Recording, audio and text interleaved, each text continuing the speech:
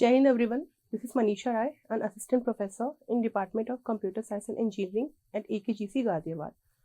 For today's lecture, we will discuss about the basic introduction related to the Java or basic introduction related to the object-oriented programming language with Java.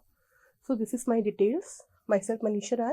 I am working as an assistant professor at AKGC College Ghaziabad. Now we are going to start our lecture. In this lecture, first of all, we will start with the introduction era of the Java. So Java was basically developed by the Sun Microsoft in 1991. The initial developer was Java was James Gosling and Patrick Norton. Right now, the Sun Microsoft Corporation has been acquired by the Oracle. So the Java language in the present time is handled by the Oracle Corporation. This is the basic history or background related to the Java.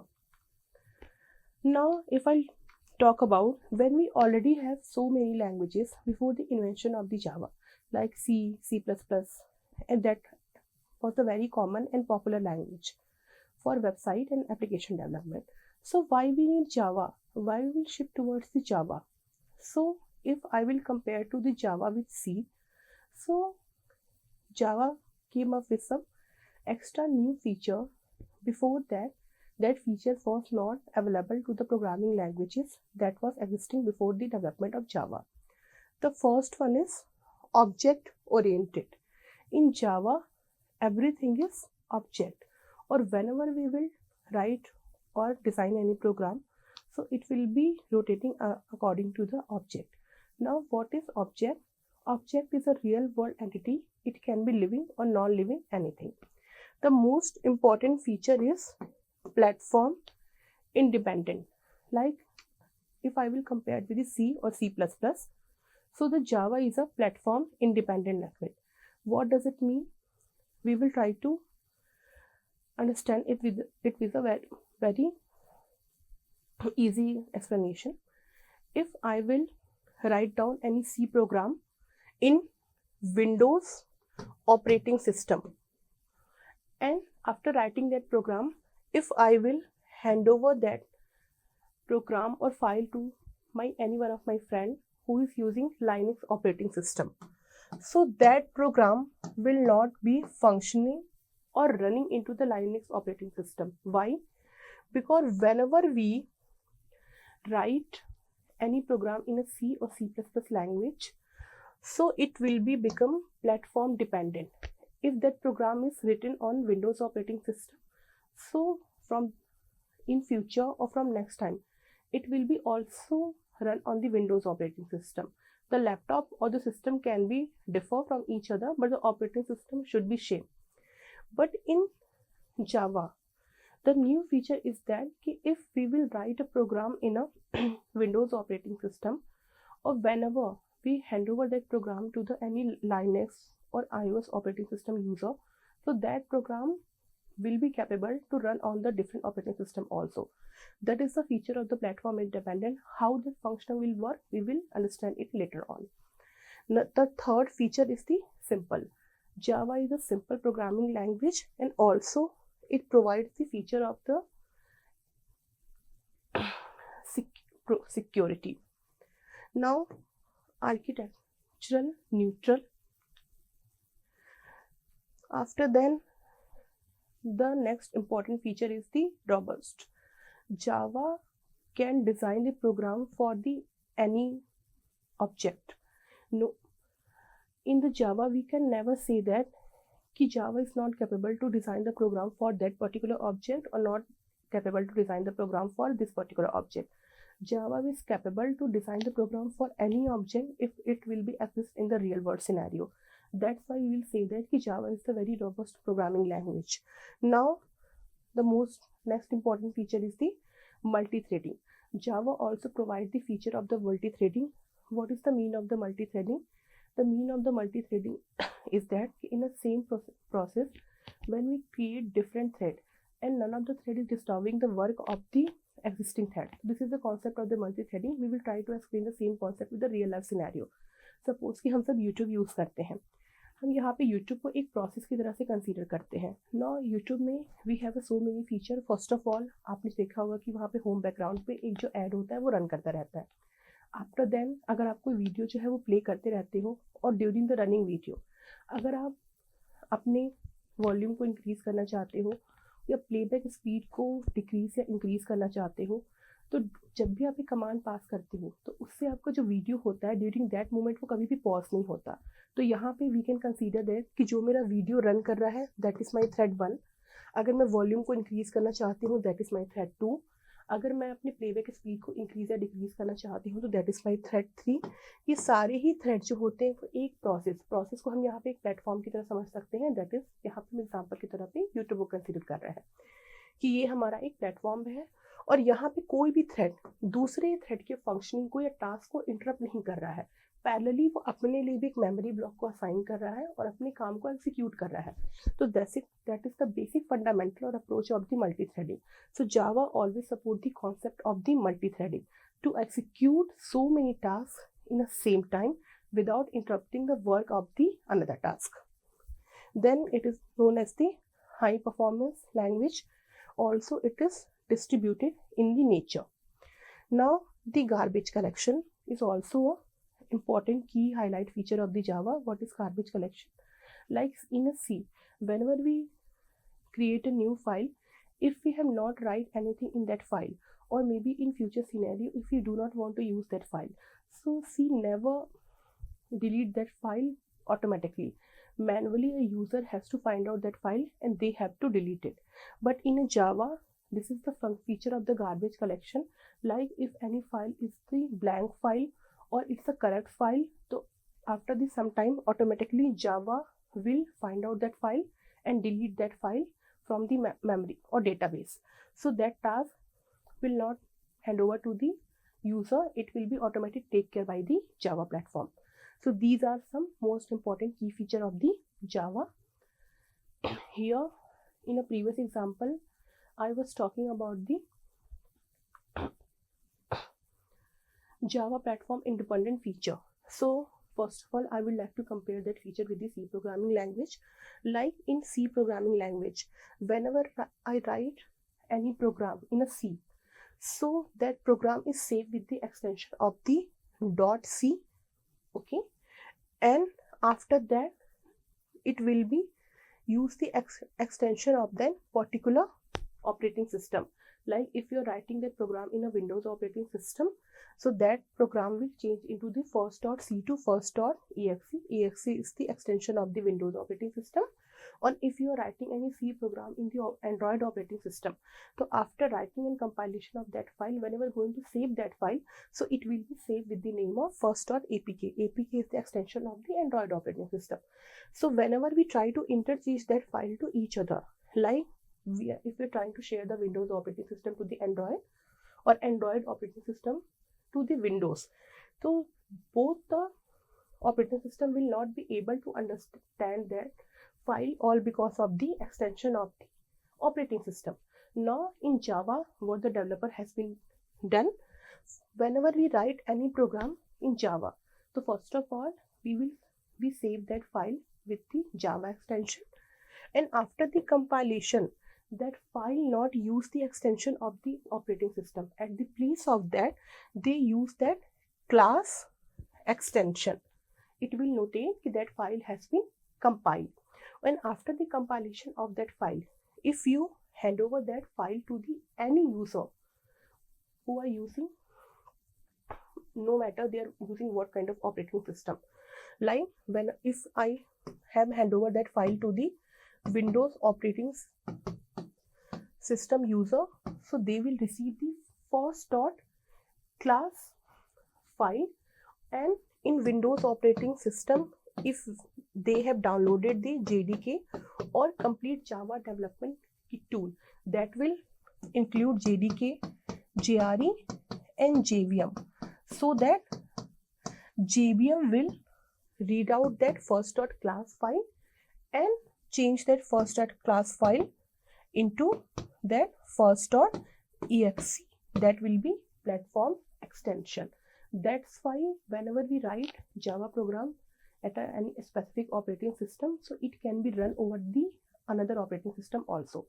So now I hope that the concept of the platform independent is clear to all of you. Now we will shift toward the or move toward the next topic. Now first of all we will discuss some basic or well-known application of the Java. So right now Java has been used in various fields. Some common or well-known platform is like we can design game application with the help of Java language. Also right now Java has been using by the Twitter, by the banking application, by the IRCTC. These are some well-known platforms that are using Java for their application and website development. Now types of Java application. First of all, the first kind of application is your standalone application. Standalone application is that kind of application that is machine dependent. If we download that application into the one system, so definitely we cannot use the feature of that application into the another system, like the media player और antivirus. जब भी हम antivirus या media player किसी एक system में download करते हैं और हमें उसके फीचर को यूज़ करना होता है तो हमें उस सिस्टम से ही कॉन्टैक्ट करना पड़ता है. अगर हम सेम एंटीवायरस को किसी दूसरे सिस्टम में इंस्टॉल करना चाहेंगे, यूज़ करना चाहेंगे without purchasing that, so definitely we can not do that. So that kind of application is known as your stand alone application, जो कि कम्प्लीटली मशीन डिपेंडेंट होते हैं. Now the web application. Web application के through आपके operate होते हैं और ये यहाँ पे सर्वलेट, JSP, स्प्रिंग, हाइबरनेट, इन सारे कॉन्सेप्ट्स को यूज़ करते हैं. The third one kind of application is the enterprise application. Enterprise application is a kind of application जो कॉम्बिनेशन होते हैं वेब एप्लीकेशन का, प्लस ये ऑल्सो यूज़ करते हैं humongous amount of a database to store और analyse their data for the present and future perspective. और basically हम ये इन्हें कॉर्पोरेट काइंड ऑफ एप्लीकेशन ही बोल सकते हैं, लाइक जो भी हमारे बैंकिंग एप्लीकेशंस होते हैं, रेलवे के एप्लीकेशंस हो सकते हैं, ऑर्गेनाइजेशन लेवल एप्लीकेशंस होते हैं, they are known as your enterprise application. Now the fourth kind of application is your mobile application. जो भी बेसिकली हम मोबाइल लेवल पे जो भी एप्लीकेशंस यूज़ करते हैं, they are known as your mobile application. somehow they are also using the same feature as like your web application, enterprise application. बस इनके साथ फीचर ये आता है कि कम मेमोरी में भी प्रॉपर फंक्शनिंग होते हैं. So that's why we can consider them as a mobile level application. So these are the overview of the how many kinds of application we can develop with the help of Java language. Now Java is an object oriented programming language. Why we call that Java is an object-oriented programming language? Basically, Java is dependent on the four features. The first feature is your class. The second feature is your object. The third feature is your abstraction. Fourth one is your encapsulation. Fifth one is your inheritance. And the sixth one is your polymorphism. All these six features are the backbone or basic infrastructure of the Java programming language. Without using all these features, we cannot create or not execute any of the Java programming language. So first of all, we will try to understand all overview of all these features.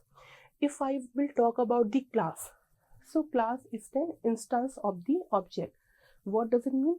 जैसे अगर हम बात करेंगे जावा में, हम जब भी कोई क्लास जो है क्रिएट करते हैं, तो जैसे हम किसी भी क्लास को जावा में डिक्लेयर करते हैं, वो जो क्लास होती है मेमोरी में अपने नेम के बेसिस पे, जब भी हम क्लास डिज़ाइन करेंगे उसका कोई ना कोई जो नेम है वो लोकेट करेंगे, अपने नेम के बेसिस पे एक जो प्लेस है मेमोरी में स्पेस जो है वो ऑक्यूपाई कर लेती है.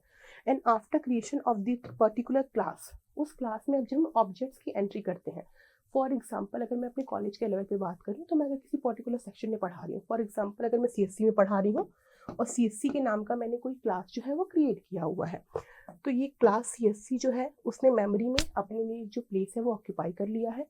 और अब इस CSC में जितने भी स्टूडेंट्स पढ़ते हैं, मैं उन सभी के नेम का एक ऑब्जेक्ट जो क्रिएट करूँगी, for example S1, S2, this are the object for my students till S60.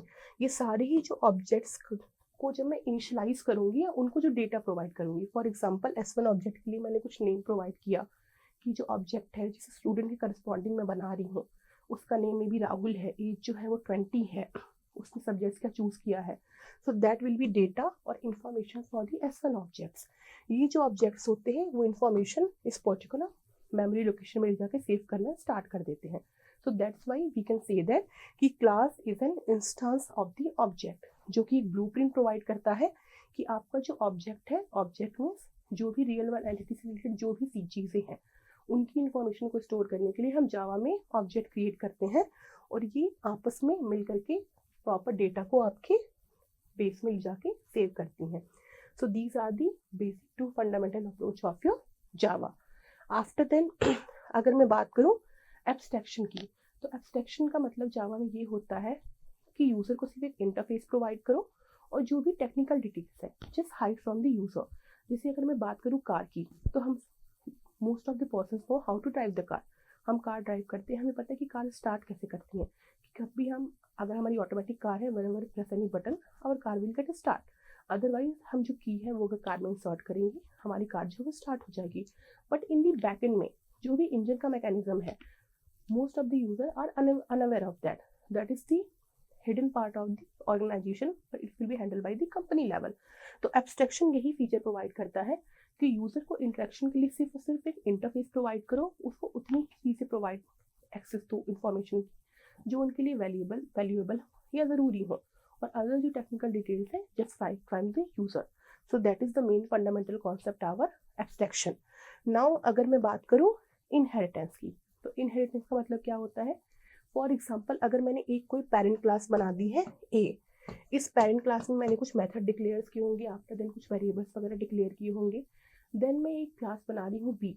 अगर बी में मैं इनहेरिटेंस के कॉन्सेप्ट को यूज़ कर रही हूँ, तो बी जो हमारी चाइल्ड क्लास होगी उसको ये अथॉरिटी मिल जाती है कि वो क्लास ए के जो भी फीचर्स हैं उनको एक्सटेंड करके अपने क्लास में यूटिलाइज कर सके. जस्ट फॉर एग्जाम्पल हम रियल लाइफ सिनेरियो से समझते हैं. अगर कोई फैमिली बिजनेस जो है वो ग्रो कर रहा है, पेरेंट्स ने अपना कोई फैमिली बिजनेस स्टार्ट किया है, तो इन द नेक्स्ट जनरेशन जब भी वो हैंड ओवर करते हैं उस फैमिली बिजनेस को अपने चाइल्ड को, तो चाइल्ड के कुछ अपने फीचर्स होते हैं, they have their own approach to grow that business. And apart from that वो अपने प्रीवियस जनरेशन से भी जो सारे फीचर है वो इनहेरिट करके या एक्सटेंड करके अपने पास यूटिलाइज करना जो है वो स्टार्ट कर सकते हैं. तो that is the basic fundamental concept of a inheritance. Now अगर मैं बात करूँ पॉलीमॉर्फिज्म और इनकैप्सुलेशन, तो इनकैप्सुलेशन का मतलब क्या ये होता है कि जो भी आपकी टेक्निकल डिटेल्स है उनको रैपअप कर देना. इट मीन्स अपने मेथड को, वेरिएबल को इन अ सेम सेगमेंट में रैपअप कर देना और यूज़र को सिर्फ एक आउटर इन्फॉर्मेशन प्रोवाइड करना. Just like in real life scenario, अगर हम कभी भी बीमार पड़ते हैं, हम कुछ कैप्सूल्स खाते हैं, तो कैप्सूल्स का जो मेन मेडिसिन पार्ट होता है वो कैप्सूल के अंदर जो होता है हिडन होता है, या फिर वो समहाउ वो अनटचेबल होता है कि यूज़र जो है वो उसको डायरेक्टली जो है वो एक्सेस नहीं कर पाता, या फिर रिस्ट्रिक्टेड एक्सेस होता है, और वो सिर्फ आउटर लेयर जो कैप्सूल की लेयर है उसको ही एक्सेस कर पाते हैं. तो इनकैप्सुलेशन का इन शॉर्ट मतलब जावा में क्या होता है कि अगर हम कोई भी प्रोग्राम जो है वो लिख रहे हैं, तो वहाँ पे मेथड्स को, वेरिएबल्स को एक बाउंड करके एक सेगमेंट में यूज़ करना, और वहाँ पे यूज़र को रिस्ट्रिक्टेड जो एक्सेस है वो प्रोवाइड कर देना कि आप सिर्फ इतने ही फीचर को यूज़ कर पाएंगे. Apart from that feature can not be disturb और handled by the user. Now if I talk about the polymorphism, तो पॉलीमॉर्फिज्म का इन शॉर्ट मतलब ये होता है कि इन अ सेम प्रोग्राम अगर हम डिफरेंट टाइप ऑफ वेरिएबल्स को यूज़ करना चाहते हैं, वेरिएबल के सीक्वेंस को चेंज करना चाहते हैं, डेटा टाइप के सीक्वेंस को चेंज करना चाहते हैं, या फिर एक सेम ही मेथड में हम अलग अलग टाइप के डेटा टाइप को यूज़ कर सकते हैं, तो फॉर दैट हम पॉलीमॉर्फिज्म को यूज़ कर सकते हैं. लाइक अगर मैं बात करूँ, एक कोई मैंने मेथड बनाया है m1 और उसमें मैंने डेटा टाइप जो है वो डिक्लेयर कर दिया है int for a one time. अब सेम दूसरी क्लास में अगर मैं इसी m1 मेथड को यूज़ कर रही हूँ, तो यहाँ पे मैं int के साथ साथ फ्लोट का भी यूज़ कर सकती हूँ, या फिर मैं int को वन टाइम की जगह 2 टाइम भी यूज़ कर सकती हूँ.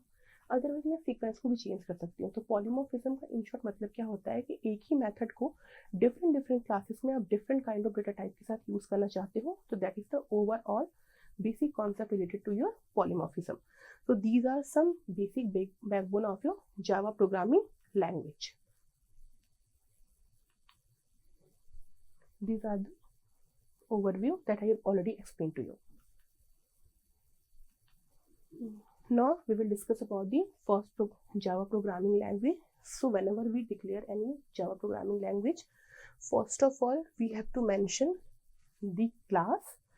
After we have to mention the class name. It means हम अगर कोई क्लास बना रहे हैं तो हमको उसका कोई ना कोई क्लास नेम जो है वो असाइन करना पड़ेगा. ये जो क्लास नेम है is totally handle by the user. User जो है वो डिसाइड कर सकते हैं कि वो क्या क्लास नेम जो है वो बनाना चाहते हैं। देन हमारा जो सेकेंड सेगमेंट है वो स्टार्ट होता है to load our class. For a class loading we have a main method.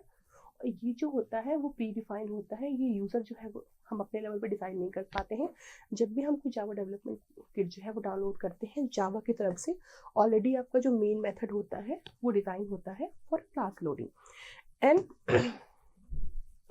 जब भी हमें कोई मैसेज जो है वो प्रिंट कराना पड़ता है तो मैसेज क्या पास करना पड़ता है ये कम्प्लीटली यूज़र डिपेंडेंट रहता है, बट वो system out println object के थ्रू मैसेज को कैसे प्रिंट करता है that is completely predefined by the Java. तो this are the basic structure of the Java first programming language कि हम एक क्लास जो है वो असाइन करेंगे, क्लास का नाम जो यूज़र असाइन करेगा that is the public static void main string argument. जो आपका मेन मेथड है it will be design by your Java. After then system out println, इसमें जो सिस्टम आउट जो है that will be your output designing object that is will be handle by your Java. And जो भी message pass करना है user अपने requirement के अकॉर्डिंग इस मैसेज को यहाँ पे पास कर सकता है। So output of that program will be hello CS2 and CS3।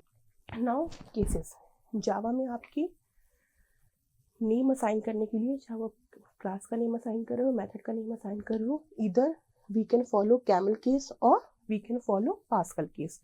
This is the syntax of the camel case, जिसमें जो आपका क्लास का नेम का फर्स्ट लेटर होता है दैट विल बी स्मॉल, और आपके क्लास जो नेम असाइन करोगे, जैसे प्रीवियस एग्जांपल में मैंने क्लास नेम असाइन किया था मनीषा राय, तो उसका जो फर्स्ट लेटर होगा that always should be capital, और that will be our Pascal case. This is the basic structure of the Java program, और ये आपका बेसिक सिंटेक्स है regarding to your Java program कि Java is the case sensitive. Class name में जो भी आपका फर्स्ट लेटर होता है ऑलवेज शुड बी कैपिटल। जब भी हम कोई मेथड डिक्लेयर करते हैं तो मेथड डिक्लेयर करने में जो फर्स्ट लेटर होता है that always should B small. Program file name, आप जो भी अपने क्लास का नेम डिक्लेयर करते हो, जैसे मैंने प्रीवियस एग्जांपल में क्लास का नेम रखा था मनीषा राय, तो मैं प्रोग्राम सेव करूंगी मनीषा राय डॉट जावा के नाम से। And this is the syntax of a main method जो क्लास लोड करने में हमारी हेल्प करता है।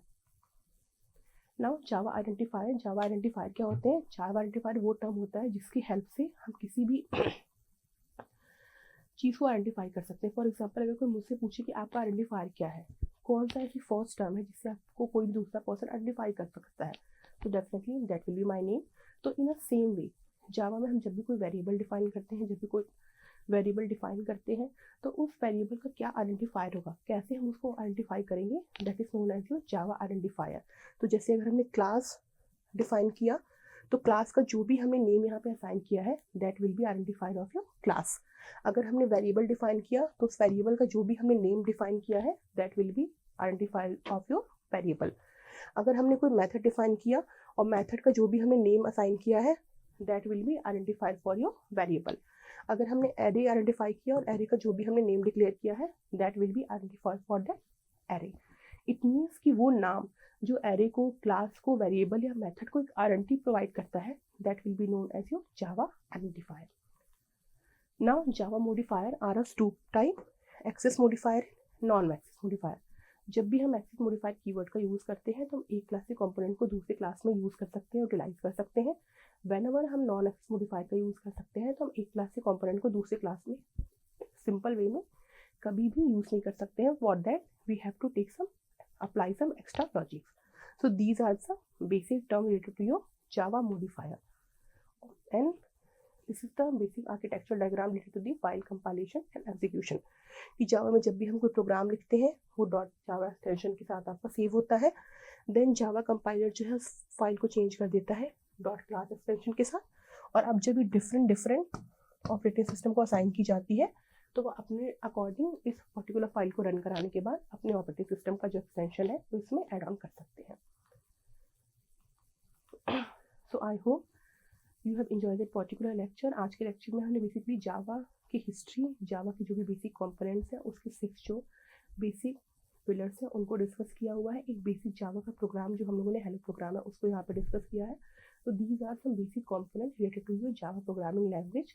आई hope you have liked that lecture. Thank you so much everyone for giving a valuable time. Have a nice day.